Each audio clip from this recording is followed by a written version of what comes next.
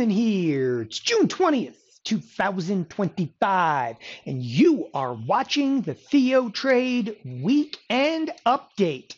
Well, here we are. It's about 20 minutes to go to the cash close. S&Ps just kind of grinding a little bit lower. But hey, you know, if you look at the SPX right now, what have we done on the week? And the answer to that is, well, it's a holiday week. What do you expect? We're massively unchanged in the SPX. But that's not all I see in this marketplace right now. You're starting to get panic paralysis, especially inside of what has been an incredibly tight range over, what are we in, like the 7th week right now of basically the exact same range. I'm going to show that. I'm going to show a lot more over here. Look, stocks, okay, they're not budging. Again, we're in the exact same range, but you've got geopolitical risk. You got tariffs coming back into focus. You're going to be talking about the big, beautiful bill. Hedging is absolutely prevalent in the marketplace. And, well, today, a little add to the complexity over here. You've actually got some of the monsters of tech, some of the those well-known tech names, starting to see some sell-side activity. So let me actually break down exactly what I see into next week. And I think the most effective place to kick that off is to actually come to the S&P futures. And I've pretty consistently, week to week, been bringing up kind of the same chart here, the S&P futures. And again, I'm just going to kind of denote, I'm going to go to a full screen right now. This is a 30-day, 1 hour chart. And the reason that I am bringing that up is, well, to kind of elaborate how tight that range really has been. So with that, one thing it's really imperative to do is, if you're looking at S&P futures right now, and again, it depends on the trading application, we had a contract roll, and I just kind of want to highlight it right here. So we rolled forward from, obviously, this is everything back here is the June contract, everything forward to the September contract. But the contract roll has a significant differential by like 50 points. So a lot of people look at this and they go, oh no, that marketplace has been rallying up a little bit. But the truth is, you have to do what's called a contract adjustment.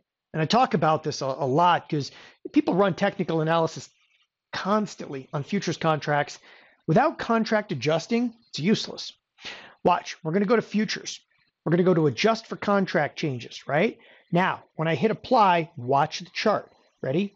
Apply. Okay. And you'll see what it does is it made it as if the September contract is continuously being traded, you know, into perpetuity. So anyway, let's get right down to it. The bottom line over here happens to be the volatility box, right? The volatility box kind of came into play all the way back here, and I've given it a specific date, talking about right in the neighborhood of May 11th, May 12th, and all the trade that's really persisted. Okay, I'll kind of box it in. Is again, almost everything is in a 200-point range, right? You can even, you know, make a further point over here. In the last, you know, just 20 days of trade, you've been boxed into a 100-point range. So the longer we're actually in a box like this, the more risk we're actually going to assume. And it's one of the areas that I just don't think a lot of, or enough traders, you know, necessarily think about, is that amount of risk. The risk continues to grow when you're inside of one of these volatility boxes. And what basically happens is you just get this immense amount of option open interest continuing to kind of build, right? And as you sit in the same area, the longer period of time you're in that area, again, risk builds. That's just the bottom line. When we come out of the present range, there's going to be some violence in the trade. And one of the aspects that I want to cover, okay, is, you know, look, there's no, you know, I know people want like a, you know, a technical level in here. I'll give you a technical level. You know, the irony is I've been talking about the same level for weeks, and we're trading back to 6011. Even after the contract adjustment, we're still trading at 6011. This marketplace loves 6011. You've heard me say that now, okay, week in and week out. Like even like contract adjusted, how much time we've actually spent at this level is nothing less than shocking. All right. let's push that aside for just a second. So same level. I know that people want like, oh, well, the technicals show this. Look, okay, the technicals right now, how are you going to read it in technicals over here? Look, I can apply all kinds of different studies over here. I can bring up, the MACD and the Fibonacci and the Bollinger Band, but the bottom line is, okay, we're inside of an incredibly tight range. We continue to build open interest, okay?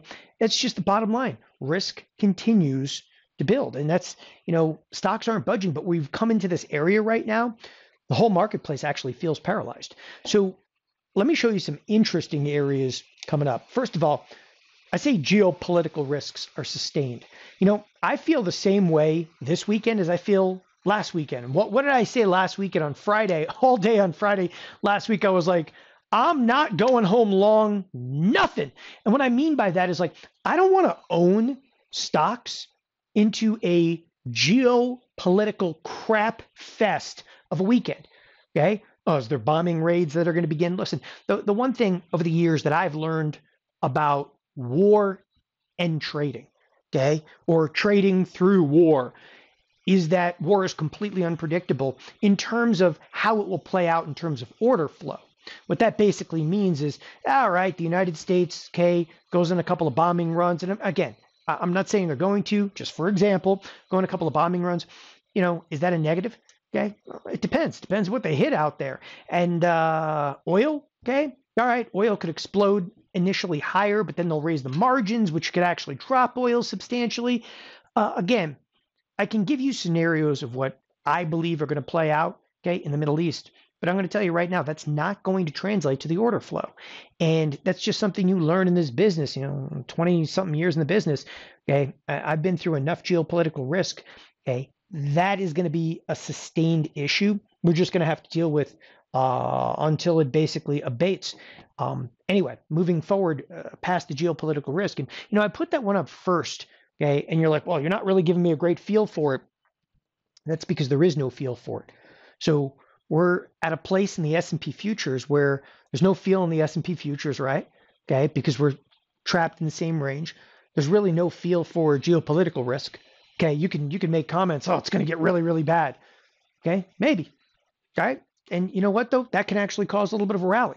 I mean, you can come up with, again, how to actually predict order flow is impossible because the marketplace could even be anticipating it's going to get bad out there, which means the inverse can often happen. Now, the one that I think that is definitely coming back into focus, and I always call this, the merry-go-round of risks, right? So you got geopolitical risk, and you got tariff concern, and then there's a big, beautiful bill. Oh my! But look, the tariffs are coming back into focus because we're getting very close to the deadline. And what's been solved in the tariff front? Absolutely nothing. Okay, I mean, you really don't have much on the front of tariffs, do you? Okay, and again, there ain't no chart for this one. Okay, I don't know. We can look at like the U.S. dollar. So what's going on inside of the U.S. dollar right now? It's worth. Okay, U.S. dollar. Yeah, it's actually rebounded a little bit off some of the lows at the 97.60 level. Okay, I get it. You could say tariffs have actually caused Swiss National Bank has effectively gone into zero interest rate policy. In fact, they're even going to go to negative interest rate policy, it looks like. But the point being, on the front of tariffs, nothing is settled yet. And that unto itself is a critical risk moving forward because say what you will, tariffs can have an impact. And again, those tariffs that's coming to fruition, just after the July 4th holiday, something has to be resolved. And if it's not, okay, well, we got some issues, people. We got some big issues. Obviously, we have the big, beautiful bill. It's a spending issue. Okay, that's going to relate back to obviously to the bond market. The bond market. We'll talk about that for just a moment. We're still a hop, skip, and a jump off the absolute lows of bonds. Bonds also had a contract roll. Contract roll, though, in bonds, not nearly as significant. Like if you forget to, adjust for contract changes, hit apply, hit OK. I just wanted to show you kind of in context, okay? The bonds are literally like 2 bad trading days from hitting new lows. The bonds can move 2 points in a big day, 2.5 points in a really big day. But the bonds are basically 2, maybe 3 trading sessions away from hitting new lows. And again, that is going to be a consistent issue. Like, the only thing I want to point out in this marketplace right now is, okay, you have a just a tremendous number of risks that are building, but the marketplace is paralyzed. Like, it doesn't want to continue up. But here's actually the issue that I see. And it's, by the way, none of this is played out negatively yet. Like, I'm not telling you, oh, bear up over here, because whether it's geopolitical risks, okay, that hasn't really played out bearish, has it? Right? Okay. Then you have tariffs coming back into focus. Evidently, nobody seems to care right now. Okay. Then you have the big, beautiful bill, which is a spending issue, which could actually cause bond vigilantes to come back in here and see some sell side activity in the bonds. The irony is that hasn't actually occurred either. Well, here is what has occurred, right? This is the point that you really want to pay attention to. Doesn't matter what you think, because we're trapped in a range anyway. What matters right now is how you start to interpret some of the moves that are going on in volatility. The VVIX is flying, okay? Now, if you look at the VIX itself, okay, well, I'm going to hammer this for a second. If you're looking at the VIX right now, stop that crap. Doesn't matter that it's down 6%. VIX is an equation. The equation, okay, relates to the SPX 30 days out. Nobody cares 30 days from now, okay? 30 days from now, what are you talking about? Here we are on June 20th, 30 days from now, you missed all the best portions of the risk. That risk is coming like here and now. So you start looking at things like volatility futures. The volatility futures, what's interesting is we're not really selling off today, but it kind of crept up a little bit, and you start to look at the volatility futures, and they still point to pretty considerable risks. But the one that's again, as I said, truly kind of flying over here is VVIX. The volatility of the VIX itself, which what I want to impart upon you about VVIX is that it clipped again into the 110 region. Like, we didn't see a lot of sell side activity this week. To be quite frank, we didn't see anything this week, right? It's an absolute slop fest. We're massively unchanged. But bottom line is this thing has been creeping up, and it's at a key threshold. 110, okay, is my critical threshold for VVIX. And basically what it means is duck and cover. So why is the marketplace screaming, okay, basically duck and cover? Well, that's a really good question.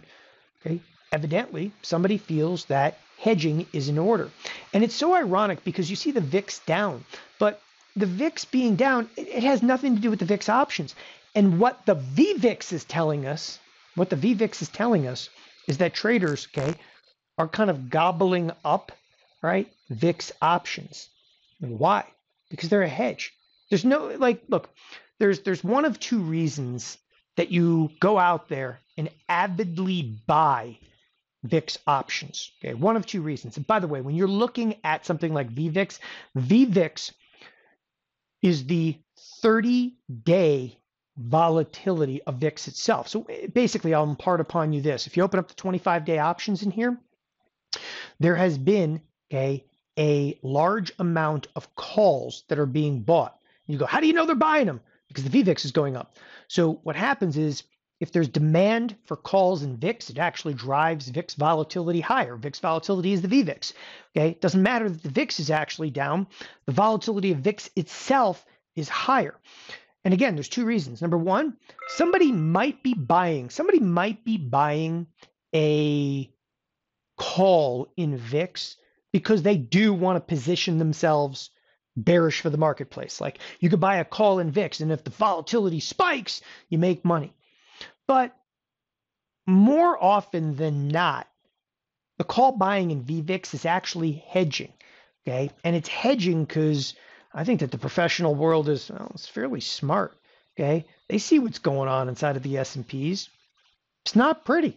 The longer you're in the range, the more violent we are going to come out of that range. Okay, obviously you can see, what I think are the three big risks in front of us. Look, the big beautiful bill isn't the risk. The real risk is bond vigilantes after the big beautiful bill. And the tariff, okay, the tariffs is, that's just going to get all kinds of crazy out there. And the geopolitical risk is, it's way too many variables to even throw at you. But the bottom line is there's hedging activity. Okay, there's hedging activity. Now, to compound some of the risks, okay, and this is just happening literally today. Okay, advanced decline line in the marketplace today, it's good, it's great. okay, pay absolutely no attention to it. And I'm dead serious. See this advanced decline line here? Forget that crap, because there is one critical area of market internals doesn't look good. The monsters of tech are all of a sudden under pressure. When today? There's a run right now going on a little bit in some of the big tech stocks. Let's get really specific. If you take a look at Amazon, and we're about to close right now, and Amazon's back up a little bit, but take a look at Amazon, okay, and its auto expected move. So Amazon, after being at the upper edge of an expected move, came in, finished the week mildly, okay, lower. Nothing too crazy. Let's not get crazy. Google, okay, Google is getting absolutely hammered. Oh, look, listen, it doesn't matter if you care. Oh, Google's getting hammered over here. Why? Oh, it's news on it. It doesn't matter. Okay, that is a critical place of concern for the markets. Then you look at Meta. Meta's down over 2%. Okay, what's going on over here? It'll finish the week unchanged, but this thing was riding high this week. Okay, Tesla. Okay, Tesla has done absolutely nothing. Can't get out of its own way. Even Nvidia, okay, fell into just a little bit of sell side activity throughout the course of this week. Last but not least, I'll even pull up like Microsoft, okay, that was riding high at the upper edge of the expected move. This is like one of the first pullbacks we've seen, okay. Is it the start of something? Tough to actually tell. Literally, it's tough to tell if the start of something, but believe me, this is actually what I'm going to be watching in early next week, because this is one of the very first and few signs that we have. There looks like there's a bit of a capital rotation, albeit very, very quietly, okay? It's very consistent, and it's out of some of the monsters of technology. The monsters of technology, which I have a specific symbol I built, okay, are down about 1.3%. See, when you start looking at this chart, you're like, holy crap, that actually stands out. Let's say a monsters of tech. I took Meta and Apple and Microsoft and Google and Amazon and added them all up together. Okay, I don't have an Nvidia in there and I don't have Tesla in there, but I just wanted to show you, okay, what I term the monsters of tech. They're down 1.3%. Meanwhile, NASDAQ's only down 0.4%. We're going to watch this very carefully again into next week. That to me is one of the pivotal areas. Clearly, as I said, like I just have that feeling like I don't want to go home long. Look, the markets right now, they're bid up a little bit, with 2 minutes left to play. But I wouldn't be surprised even if the after hours, we're going to come right back down to the 60-11, sail off into the sunset very quietly. I think you have to, if you hit 60-11 again, I think you have to drink at that point. All right. Last but definitely not least, as I do on each and every one of these weekend updates. Okay. First, okay, I stated that this week nothing happened. I can't overstate that. Like, it's a 4-day trading week, whatever. Okay. But this is the triple witching today. It's the big, the big tamale over here. And that line that's across your screen right here, the irony is that's actually where we closed last Friday. That's where that line comes from. That's the SPX expected move. It's a central line. It's where we closed last Friday. Where are we right now? Basically sitting in the exact same place. But who cares about the rear view mirror? What matters right now, it's right in front of us. Okay. And here's the last area, okay, that I want you to pay very careful attention to. And that is the risk is still, okay, fairly big boy for next week. We just passed through a week. And the week that we just passed through was only a 4-day trading week. But it had $129 of expected move. But it also had a Fed meeting. I didn't even talk about the Fed. You want to know why? Because nobody cares anymore about Fed.